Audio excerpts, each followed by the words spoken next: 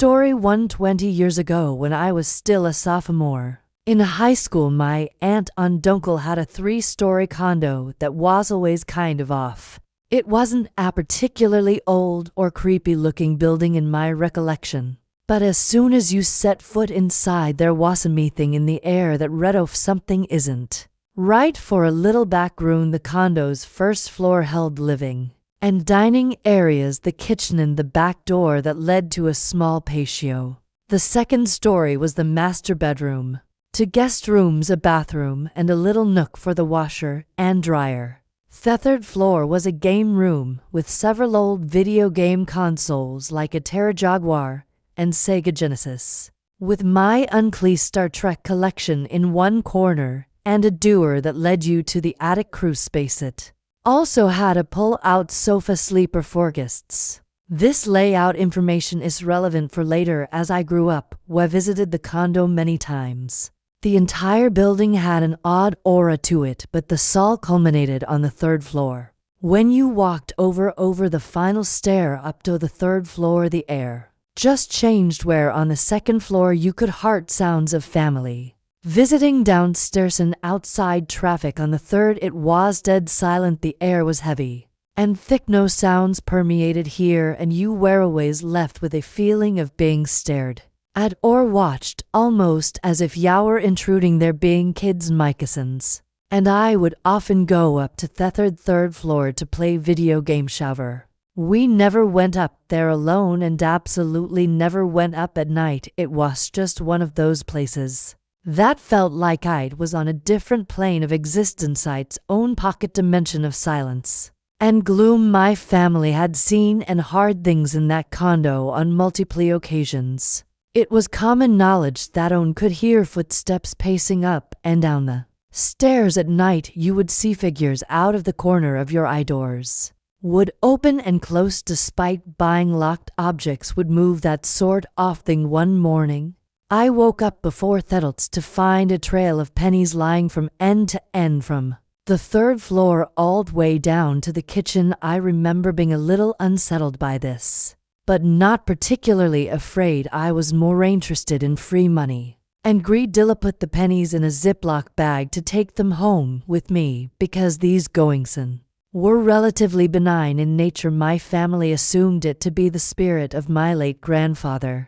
who was the mischievous in life, watching over the house at night. Fast forward to my teenage years. My uncle died suddenly, and so a flood of tight-knit family descended on the condo to comfort my aunt and attend my uncle's funeral. Because there were so many people staying in the condo, my mom, dad, sister, and I were relegated to sleeping upstairs on the 3rd floor. I was creeped out, but figured, hey, how bad could it be? Boy, was I him for a surprise. The day of the funeral came, and we attended the wake, after which the family gathered outside to comfort my aunt. Woe was sobbing uncontrollably at the loss of her husband. I remember the sound being a gut-wrenching, heartbreaking cry of pure despair.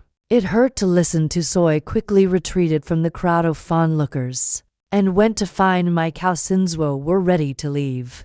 Little did I know all hell was about to break loose. Who got back to the condo, and everyone wept and shared stories of my uncle. After some time, we all grew tired and decided it was time for bed. I slept on sofa while my mom and dad and little sister all shared an air mattress down in the floor by the foot of the sofa. What I remember most about that night was the cold. I startled awake in the middle of the night, unsure of what had woken me, only to be greeted by the most bone-biting, skin-saturating cold I've ever felt in my life. It permeated the entire 3rd floor, soaking through my clothes and into my body. I shuddered and pulled the blanket tighter around me.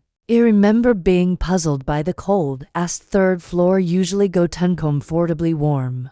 I lay there shivering for a few minutes, and then I heard a sound. I heard is hard to describe it.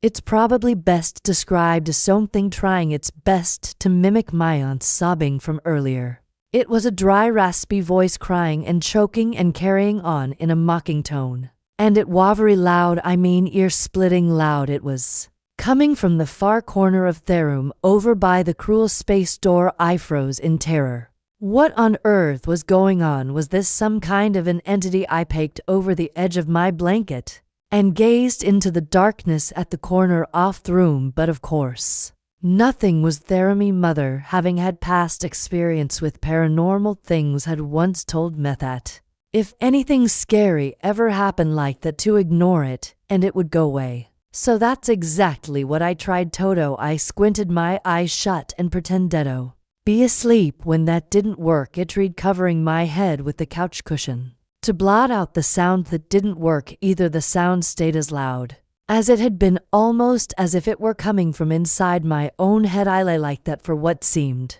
like minutes, but was probably only seconds or so, when another noise grabbed my attention. The rustling of blankets. I peered out from under my own blankets. Tozy, my mother, had bolted up on the mattress. She looked left and right with confusion, then jumped up and ran down the stairs to the second floor. My father and sister were still sound asleep. This next part is what my mom told me after she ran down the stairs. When my mom hit the second floor, she immediately opened the master bedroom, thinking my aunt was awake and crying, but nope, sound asleep. My mom could still hear the wailing, so she checked all the other rooms on the second floor, and everyone was asleep. Confused, she stood at the bottom of the stairs leading up to the third floor and listened to the wailing. Meanwhile, my fear had given way to my curiosity. Glancing cautiously over towards the corner where the sound was coming from, I leaned over the banister and gazed down to the second floor, and I could see the hall light downstairs, and Mum looked bewildered at the bottom of the steps. Mom, she nearly jumped out her skin. Her head snapped up to look at me. You looking for the wailing sound? Mim's eyes widened. You heard it too, he nodded. But why isn't anyone else waking up? She called.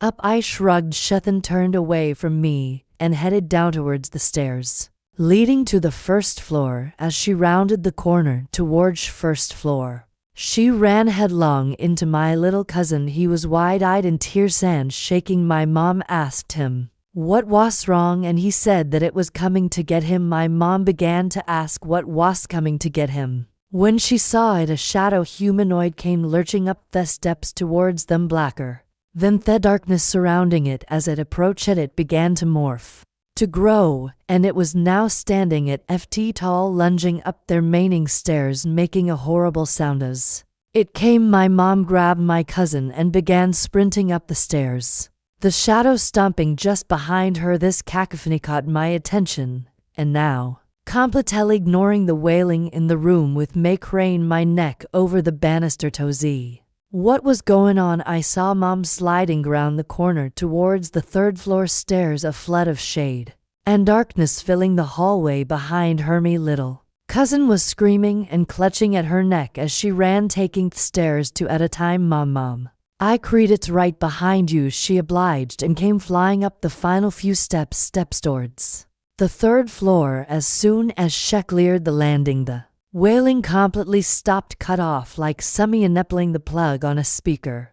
She leaped into the air mattress with my cousin, and he abandoned all pretense of maturity and clambered onto the mattress with them. We sat there huddled in abject terror, staring into the darkness of the staircase, but nothing came. No shadow, no ailing, nothing. That's when the stomping started. Up and down the stairs it went, over and over, rattling the knickknacks on the walls, vibrating toe floors. Still no one woke up, and after several minutes of this, the footsteps reached the third floor and stopped dead. The temperature in the room immediately started to plummet. My mom had clearly had enough. She started violently waking up my father. Wake up, snarled at him. When my dad woke up, everything got quiet again. He was groggy and annoyed and asked us what we were doing. We explained what had happened, and my cousin still crying in my mother's arms, as he looked at us skeptically but listened intently with us for any sounds. In the house, sounds never came for the rest of the night, but none of us really slept after that. In the morning, my cousin, still visibly shaken, explained to us what had happened before Mom found him. He said he heard a voice calling him from downstairs and thought his father, my late uncle, had returned somehow. He was young and I don't think he understood the permanence of death, and when he went down to investigate, he said he ran into the shadow, and that it was too big to be my daddy. I don't know what exactly happened that night. I've read about shadow people, about jinn aboutments, but nothing quite matches the being we saw that night. If anyone has a good answer, or has run into an entity like this, I would love to hear about it. Story to this happened right after my wife and I got married and moved to Idaho. We had just settled into our new apartment and were getting used to our routine. One night we were lying in bed. My wife had fallen asleep beside me, but I was still awake. I often stayed up late reading comic books, sometimes for hours on end, and this night was no different. I believe I was reading a Spider-Man series. Our bed was positioned along the wall where the door was, so I had a clear view of it from where I was laying. As I read, I felt a strange sensation, like I was being watched. At first I shrugged it off, thinking it was just my imagination, but then out of the corner of my eye I saw something that made my heart ski a beat. There above the door frame was what seemed to be a black shadow peeking at me. It looked as if it was standing upside down on the living room ceiling, staring directly into our bedroom. It reminded me of a bat hanging upside down, its head poking in the room. I blinked and rubbed my eyes, and said that I was just seeing things.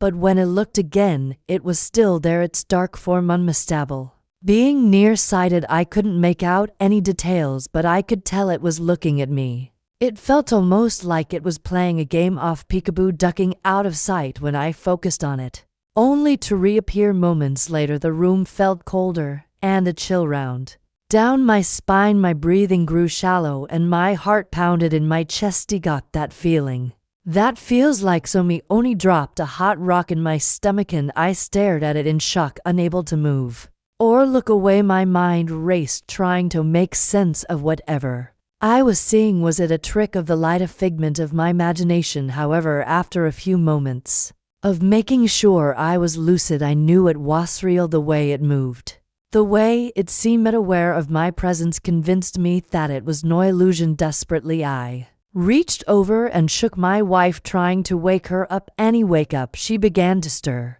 and the shadow slowly moved its head up and disappeared into the darkness of the living room. My wife, groggy, asked what was wrong, but I could tell she sensed fear in my voice. I explained what I had seen, my voice trembling. She was too terrified to even look herself, but it wouldn't have mattered anyway, as whatever entity it was had already vanished. It felt like it was playing with me. We lay there in the silent darkness, neither of us not safe. I said a prayer for peace, asking for protection and strength, and slowly my nerves began to calm down and eventually managed to fall asleep. Though it was a restless night the next day, I didn't waste any time. I called someone to have our home blessed, hoping to rid our house of whatever presence has visited you. Thankfully, we never had any more problems after that, but even now I can't help but wonder about that night. What was it that I saw? The most terrifying thing is that I know it was real, and I know it knew just how afraid. Story 3 was I lived in North Carolina for years. Since I met my husband here, and we've raised our family here for years. When we first moved into our own home, we'd been married for 1 year, and I was pregnant with our first child. My husband left for work round he's a linen, so works early, and I laid in bed until around, trying to usually avoid falling into morning sickness. And while I laid in an empty house, on the verge of the very first morning, I could hear sounds in my kitchen cabinet, doors opening and closing,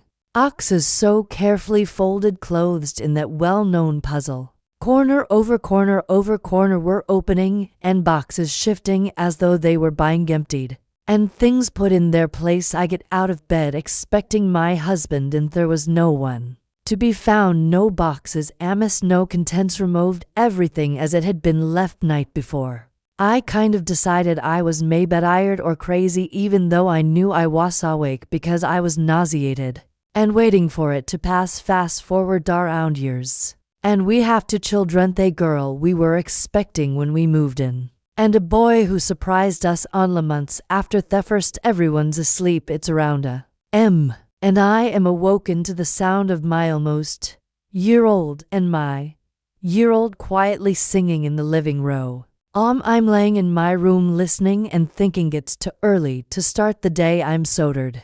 But when you have little ones, that day starts when they start, so I lay a few more minutes bargaining so that maybe they'll go back to sleep and accept my fate and use their restroom, and I put on my house coat, and mind you, they haven't stopped singing since I woke up. I walk through my room, and as I pass through the kitchen, the singing stops immediately as I'm walking into my empty living room. I see no one. That was odd, so I check on the kids in their room, and they're out cold fast asleep. I look round and everything is in its place. The TV isn't on, no radio playing, just silence. I go back to bed, no reason to lose precious sleep when it's so hard to come by with the little ones. And as you can imagine, these events left me profoundly story for afraid when I was me family consisting of my two older brothers and then my mother moved house. We moved to a street that was built on an old tram track from around these. The line of terrace properties themselves were fairly new when we moved in. They were only around years old. All of the properties have a rear garden that is divided by a meter tall wooden fence. Each garden has a shared rear wall that is ft tall and made of concrete. This wall separates the properties from the grounds of the local park. And this is all relevant information. I promise as a kid I kept myself entertained. The age gap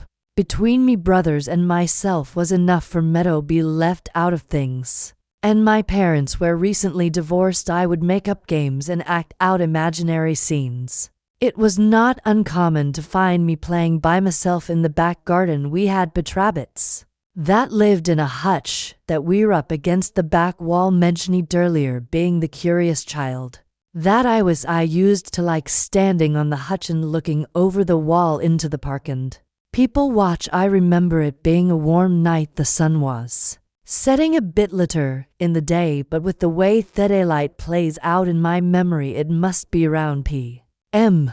I was out in the garden, people watching from my rabbit hutch vantage point, when I had the sudden urge to look over my right shoulder. With the way my house is laid out, the kitchen is at the rear of the house, and if I were to enter the house, I'd open the door and walk through the kitchen, my neighbor's house, which would be on my right as I looked back. So I looked over my right shoulder, and my neighbor's back door is open.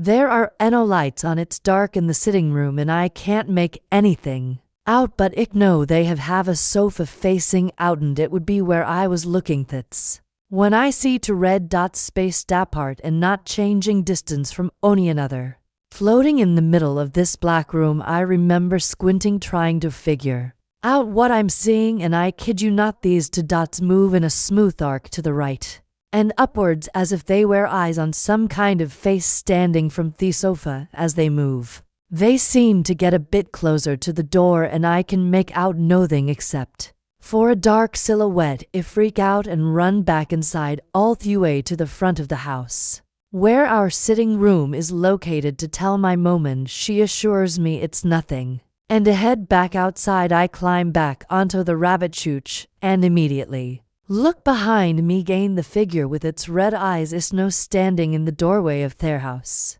looking out into the gardini. Nope, once more back to the house, and this time I do not go back outside for years. I forgot about this experience. Beauty always been afraid of the dark, and I especially hate looking out at the windows at night, particularly in the back garden. Something jogged my memory of it a few years ago, and every time I talk about it, it makes me want to cry because it scared me so much. I still remember every damn detail of that evening, and I wonder what it was. My neighbors still live there, and I'm too afraid to ask them if they experienced anything or if there's an explanation for what it waste had I.